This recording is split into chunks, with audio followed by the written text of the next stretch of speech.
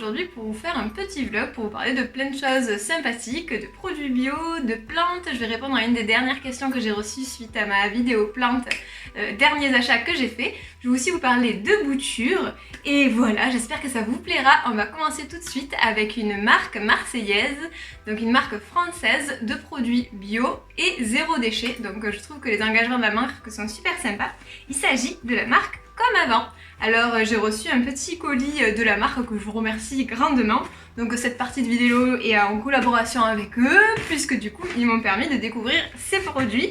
Et donc je me suis dit que j'allais vous les présenter, puisque du coup il y a des choses vraiment sympas, toujours dans l'optique de ce que j'aime bien, c'est-à-dire réduire au plus possible ces déchets et avoir des produits naturels et bio. Et vous allez voir en fait tous les emballages des produits sont en carton, donc vraiment aucun souci. Et vous avez même là, un produit qui m'intrigue drôlement mais que j'ai déjà testé, c'est la crème naturelle solide au beurre de karité qui se présente en fait comme ça. Donc vous avez voilà, dans un petit emballage, hop, un peu innovant parce qu'on voit rarement ça, votre crème en fait au karité. Les ingrédients, tous les ingrédients de la marque, je ne vous ai pas précisé, sont vraiment top. Tout est labellisé bio, certains Slow Cosmétiques, je ne sais pas si vous connaissez, c'est un très bon label qui encadre vraiment bien les produits. Les compos sont très transparents sur ce qu'il y a dedans. Là on retrouve essentiellement du karité, on a tout qui est détaillé dessus de toute manière. Donc de l'huile d'olive, du beurre de karité, qu'est-ce qu'il y a d'autre? The Maize Corn, alors, et de la cire de candélila. Alors, qu'est-ce que c'est? Donc, c'était de l'amidon de maïs et de la cire de calendula. Et c'est tout. Donc, vraiment, pas des tonnes d'ingrédients. Et moi, ça, j'aime bien quand c'est assez simple. Et en fait, du coup, j'étais un peu intriguée. Et c'est hyper pratique. J'en mets sur mes mains. Il suffit de chauffer, vous savez, un petit peu la matière. Vous pouvez aussi l'appliquer sur le corps. Moi, je m'en suis servie essentiellement pour les mains et pour les lèvres en fin de journée où elles commencent à tirailler. Et c'est hyper pratique. L'odeur est tout à fait neutre de ce produit. Par contre, le produit suivant sent trop bon. Hop. C'est un déo naturel. Vous savez que moi je suis toujours à la recherche du déo naturel le plus efficace possible. Donc je vous en dirai des nouvelles quand je l'aurai testé. Je ne l'ai pas encore testé puisque du coup j'en ai un que je suis en train de finir. Il s'agit du déo naturel solide au beurre de cacao et je l'ai quand même ouvert et il sent trop bon. Moi vous savez mon bonheur que j'ai avec le chocolat, le cacao, les infusions au cacao, et ça sent vraiment les fèves de cacao en fait. Et dans les ingrédients, vous avez d'ailleurs le premier ingrédient qui est du cacao, donc je trouve ça trop fou, du beurre de cacao en fait. Après il y a de la cire, qui est donc de la cire de qu'est-ce que c'est? Ah, c'est écrit dessous, de carnauba, actif déodorant issu de l'acide citrique, de la poudre d'iris, et puis c'est tout. Donc toujours ingrédients d'origine bio, donc naturel, bio, vegan et slow cosmétique. Et voilà, ça se présente comme ça, vous savez, c'est le système de pouce-pouce qu'il y a. Donc ça c'est plutôt pratique, idem si vous devez prendre l'avion, tout ça, enfin il n'y a aucun problème. Donc voilà, petit déo qui semble prometteur. Un produit aussi que j'aime bien, parce que ça fait longtemps que je voulais m'y mettre, mes parents en ont un, c'est vous savez du dentifrice qui est sous forme de poudre. Donc idem, pas de plastique ici, vous avez en fait de la poudre à l'intérieur et il suffit de remettre sur une brosse à dents que vous avez humidifiée auparavant et en fait ça mousse très bien, ça nettoie très bien. Et là les actifs, on a un actif avec de la poudre de Siwak qui est reconnu en fait pour les effets un peu blanchissants sur les dents. Donc ma foi je trouve ça très bien, je suis hyper contente de découvrir ce produit parce que vraiment j'avais envie de tester depuis un moment. En fait c'est comme ça, vous voyez, vous avez une petite poudre à l'intérieur et il suffit voilà, de mettre ça sur les brosses à dents. Mes parents sont passés à ça et c'est vrai qu'on utilise beaucoup de tubes de brosse à dents, de tubes de dentifrice. Donc là c'est plutôt très pratique et toujours pour limiter le plastique, enfin voilà, c'est une alternative qui est sympa je trouve. Après c'est vrai qu'en voyage, bon, on va pas partir en voyage avec ça, mais pour tous les jours à la maison, c'est très bien.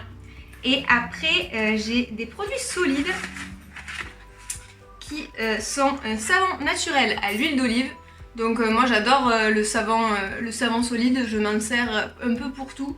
Bien sûr pour me laver, pour laver ma vaisselle j'ai du savon de Marseille, enfin bon c'est quand même très pratique.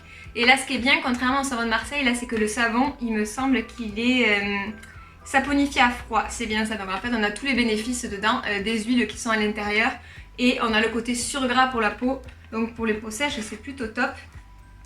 Ensuite, idem, un shampoing naturel solide, cette fois-ci à l'huile d'argan et au rassoul. Donc ça c'est hyper bon pour les cheveux, moi en plus j'ai les cheveux secs. Donc l'huile d'argan c'est plutôt chouette, sachant que des fois dans les shampoings solides, eh bien, on retrouve un peu ses cheveux un peu rêches. Donc là ça me semble plutôt bien. Je ne l'ai pas encore utilisé, mais je pars en vacances en décembre. Et donc j'espère bien le tester là où je vais, donc voilà, il me sera très utile. Et puis voilà, vous pouvez le trimballer dans ça ou dans une petite pochette spéciale et c'est hyper pratique plutôt que de prendre des tubes de shampoing. Donc toujours du zéro déchet, je trouve ça très bien. Et le dernier produit, je trouve, m'intrigue drôlement parce que j'ai jamais encore utilisé de ce genre de produit là.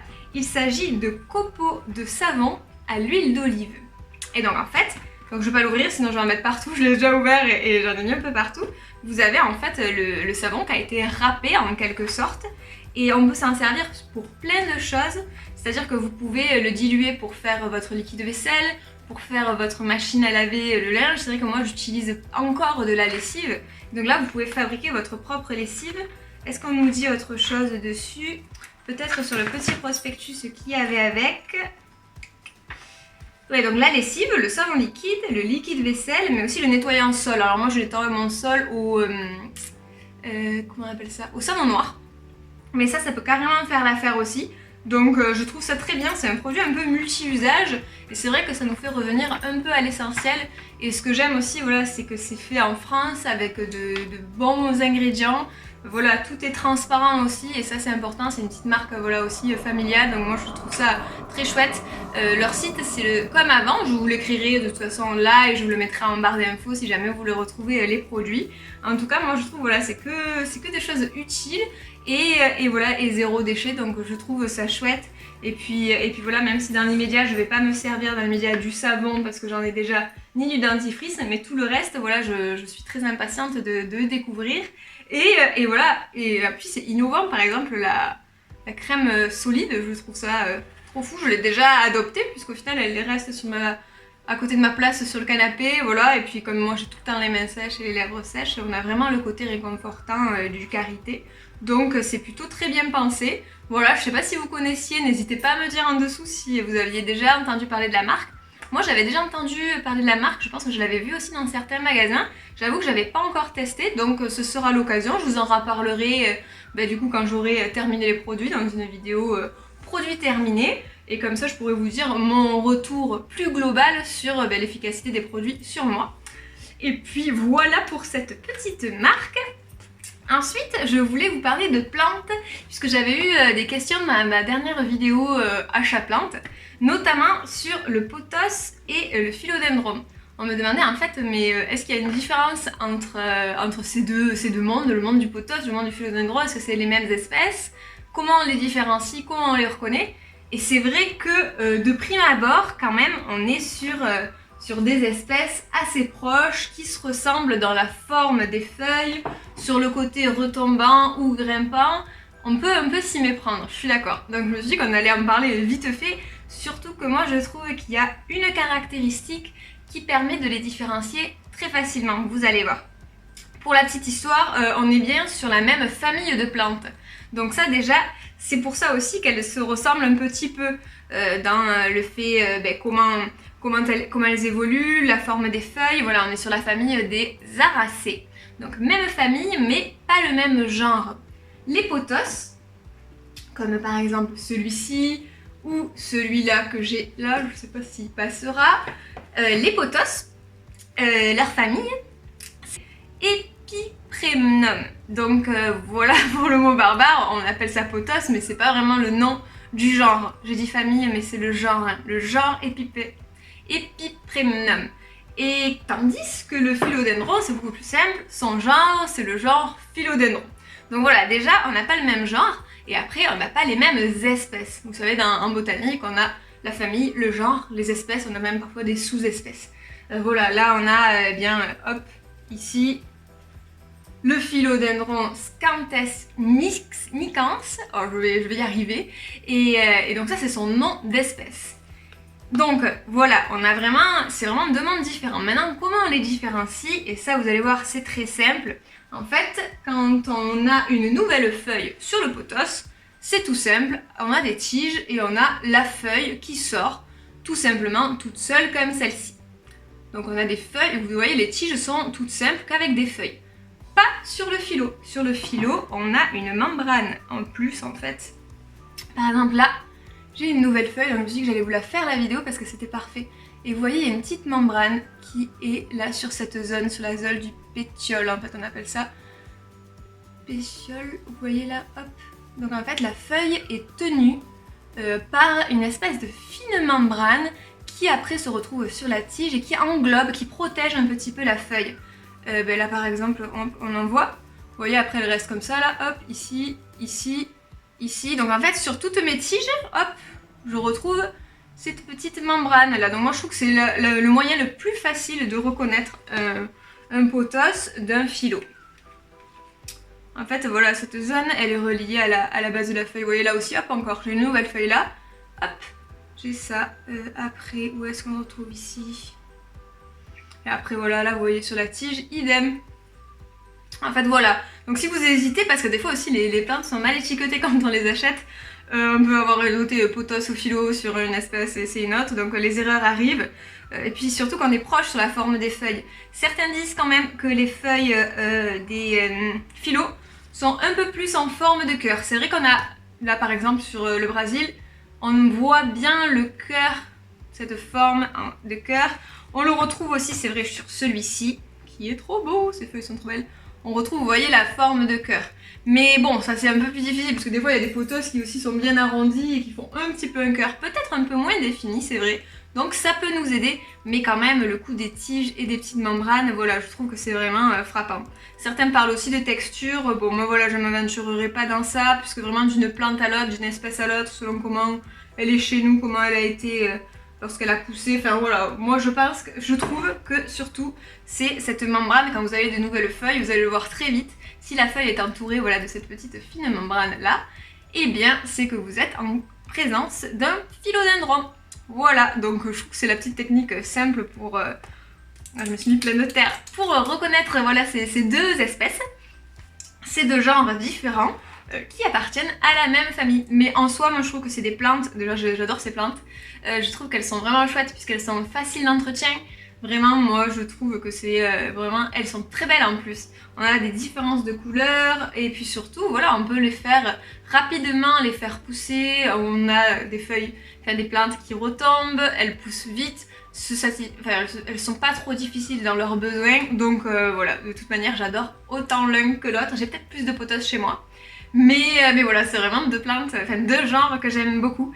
Donc voilà, j'espère que ça aura répondu à la question. Si peut-être vous avez d'autres moyens de reconnaître ces deux espèces là, n'hésitez pas à les mettre en commentaire, hein, surtout ce sera utile à tout le monde. Voilà, moi c'était la seule petite technique que j'ai pour les reconnaître. Si vous vous demandez en magasin eh bien, de quelle espèce il s'agit, ça peut nous aider. Et puis là, je trouvais que c'était parfait puisque du coup, le mien fait des nouvelles feuilles, donc on voit vraiment, je trouve, la différence. Voilà, on a plein de petites zones. Et après, ça sèche ces petites membranes. Vous pouvez les enlever, mais moi je les laisse, sauf qu'après des fois elles tombent toutes seules, voilà. Donc voilà pour la petite technique.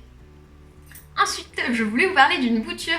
Vous savez, il y a pas longtemps, cette année, j'ai eu un petite espèce qu'on voit là. Hop, je pense que vous la voyez, qui est trop belle. Vous avez vu, c'est mon sedum burrito et qui est trop beau. Et du coup, des fois, il est un peu fragile quand vous le manipulez, il peut tomber des petits morceaux. Mais moi, je trouve ça trop chouette puisqu'après, on peut faire des boutures. Et j'avais une question à vous poser, à vous, les plantes addicts, au niveau des boutures. Surtout des plantes grasses, c'est très simple, vous coupez un petit morceau, vous la laissez un peu sécher, vous la plantez dans la terre et vous avez des petites racines qui poussent. Là, je vous ferai certainement un zoom, mais j'ai plein de toutes petites feuilles qui font des racines hyper facilement. Je sais pas si ça voudra bien faire le focus. Et ça, après, il suffit de le mettre dans la terre, hop, et avec beaucoup de patience, ça reprend racine. Là, évidemment, c'était deux tiges qui étaient plus grandes, hein, qui ont raciné et que j'ai replantées ici. Par contre, je trouve qu'elles se rabougrissent un peu et normalement quand les plantes grasses deviennent un peu mollassonnes comme ça, il faut les arroser. Sachant qu'au départ, pour pas que ça pourrisse la bouture, j'ai pas trop arrosé Là j'en ai mis un peu, mais voilà, je voulais vous demander qu'est-ce que vous en pensez, qu'est-ce que vous feriez vous? Est-ce que si vous avez déjà fait des boutures de ces plantes-là, ah bah voilà, patatras, j'ai une bouture qui était tout juste en fait plantée dans la terre, qui s'est défaite, puisqu'en fait c'est un terreau de cacté, donc il est hyper léger, donc si je fais que le bouger, eh bien ça se déracine, mais au moins je vais pouvoir vous montrer, hop, les petites racines qu'elles ont. Et voilà, je vais vous montrer de plus près. Et en fait, cette plante, elle est un peu rabougrie, vous voyez. Ces feuilles, elles sont... on voit qu'elles sont pas gorgées d'eau, quoi. Donc je me demande s'il faudrait que je fasse un arrosage beaucoup plus fréquent sur les boutures. Je sais pas ce que vous en pensez. Si vous avez déjà bouturé... je le replanterai après mieux. Si vous avez déjà bouturé cette plante, si ça a bien marché, n'hésitez pas à me donner des conseils, puisque du coup je suis preneuse. Là hier, il y a 2 jours je crois, j'ai remis un poil d'eau, mais j'ose pas non plus trop mouiller pour pas que... Parce que c'est ça le problème avec les plantes grasses, quand on mouille trop après ça pourrit. Surtout en cette période, normalement on ne doit pas trop les arroser, surtout en hiver, voire quasiment pas les arroser. Mais là je me questionne de par l'aspect des feuilles. Celui-là ça va un peu mieux, mais encore j'ai des feuilles voilà, qui sont plissées, vous voyez, un peu ridées. Donc je me dis ça leur ferait peut-être du bien que je les gorge un peu d'eau, mais à la fois j'ai pas envie de faire de bêtises. Donc, si vous en avez depuis un peu plus longtemps que moi et que vous avez bien réussi, que les boutures ont bien pris, je suis preneuse de vos conseils, puisque c'est aussi pour ça voilà, qu'on est là, hein, pour partager ce qui marche pas, et puis aussi échanger au niveau voilà, des conseils de bouturage notamment. Moi j'adore bouturer, multiplier mes plantes, c'est des choses que j'adore. C'est d'ailleurs des choses que c'est une des raisons pour lesquelles j'aime beaucoup aussi les potasses et les phyllos, c'est qu'ils se bouturent hyper bien. Autant en hiver qu'en été. Moi là j'ai une station de bouturage, faut d'ailleurs que je vous filme mes boutures, je vous avais demandé sur Instagram si ça vous disait un petit bouture tour. J'ai toujours pas eu le temps de le faire, mais je vais le faire. C'est que ça demande un peu plus d'organisation qu'un petit vlog comme ça, puisque du coup il faut que je ramène toutes mes boutures à un endroit ou que je fasse balader ma caméra, sachant que j'ai peur que vous ayez le mal de mer. Mais voilà, mais je le ferai. Et donc voilà, donc à peine j'ai eu cette nouvelle plante que je me suis dit ah je la multiplierai bien, mais voilà j'ai peur que ça ne marche pas si facilement en maison. En tout cas elle aurait peut-être besoin d'un peu plus d'eau. J'en ai mis aussi dans ma jardinière dehors et à l'extérieur les plantes grasses quand même elles se plaisent bien je pense, elles n'ont pas trop besoin d'eau, elles se chargent d'humidité etc.